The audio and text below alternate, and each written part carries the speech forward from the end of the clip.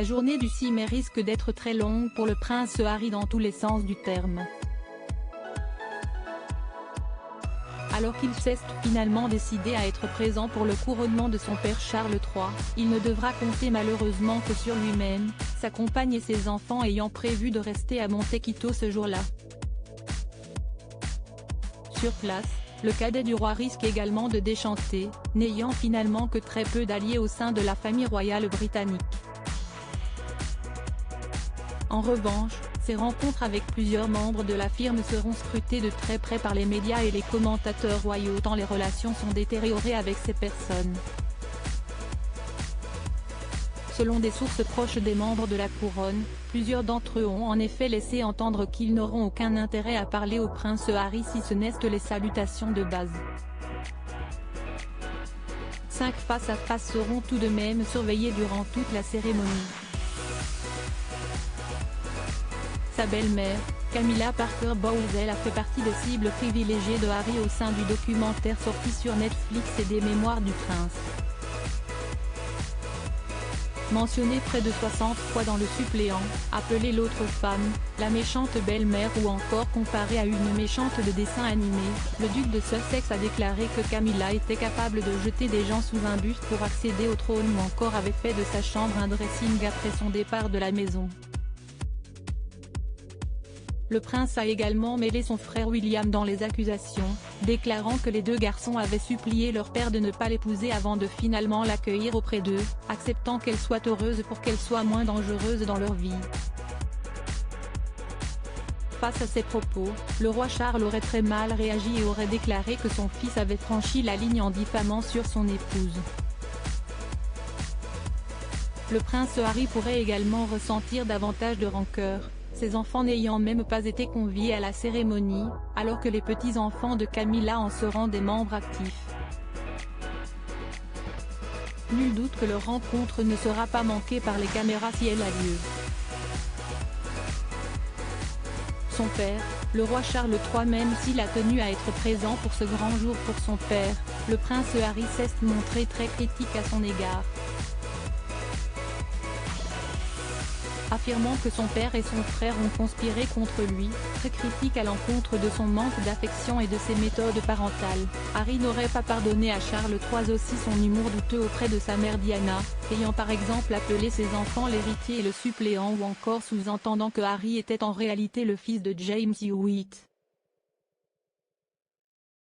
De son côté, Charles III aurait également des griefs contre son fils et le fait qu'il ait lavé son linge sale en public, ce qui aurait contribué à sa décision de retirer Harry et son épouse leur demeure de Frogmore Cottage, offerte dans le passé par Élisabeth II.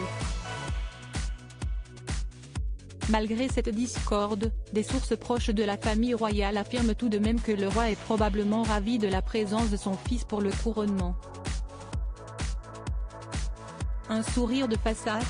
Son frère, le prince William, est la rencontre qui risque de provoquer le plus de remous lors de la cérémonie, au point que les organisateurs feraient tout pour l'éviter. Après les accusations de son frère à son encontre, le prince William ne souhaiterait plus adresser la parole à son frère et souhaiterait même ne pas le croiser. Pour que cela soit possible, les organisateurs se plieraient en 4 actuellement pour que les frères soient éloignés de plusieurs rangées l'un de l'autre, mais s'il y a un véritable jeu d'équilibristes, les frères doivent être assez rapprochés pour être considérés comme des membres importants de la cérémonie, mais aussi assez éloignés pour éviter tout regard narquois, sourire mesquin ou moquerie à l'égard de l'autre qui pourrait être capturé par un objectif ou une caméra. Si Harry a de son côté émis le souhait de parler à son frère, rien n'assure que les deux hommes vont bel et bien se rencontrer durant la journée. Sa belle-sœur, Kate Middleton, alors qu'ils étaient très proches avant l'arrivée de Meghan Markle, les relations entre Kate Middleton et son beau-frère le prince Harry se sont depuis considérablement détériorées. Les deux femmes ont souvent été en désaccord et se sont disputées à plusieurs reprises, le prince Harry défendant alors sa compagne. Le père d'Archie et Lilibet a également reconnu que lui et sa femme étaient jaloux de l'ameublement royal dont disposaient le prince et la princesse de Galles alors que devaient se contenter de meubles Ikea. Leur rencontre sera bien évidemment analysée lors de la cérémonie mais elle risque de ne pas avoir lieu. Les deux personnalités avaient réussi dans l'ensemble à s'éviter lors des funérailles d'Elisabeth II, il devrait alors en être de même lors de cette cérémonie. Kate Middleton, Meghan Markle, Prince Harry, découvrez leur évolution physique. Son oncle, le prince Andrew. Enfin, le dernier mais pas le moindre et sûrement le plus surprenant du groupe, le prince Andrew. Non seulement les deux hommes risquent de passer beaucoup de temps ensemble, étant tous deux dans la même situation au regard de la firme, mais ne risquent pas pour autant de s'entendre. Le prince Harry n'a pas manqué, comme pour le reste de sa famille, de critiquer ouvertement son oncle, accusé d'avoir été mêlé à des scandales sexuels le concernant et concernant également de Jeffrey Epstein avec qui le duc d'York était ami. Les relations entre les deux hommes risquent donc d'être tendues, mais Harry pourra au moins compter sur ses cousines Béatrice et Eugénie, filles du prince Andrew, avec lesquelles le duc de Sussex a gardé un bon contact. À croire, au vu de ce bilan, que ce sont bien les seuls. Crédit photo, Zuma Presse.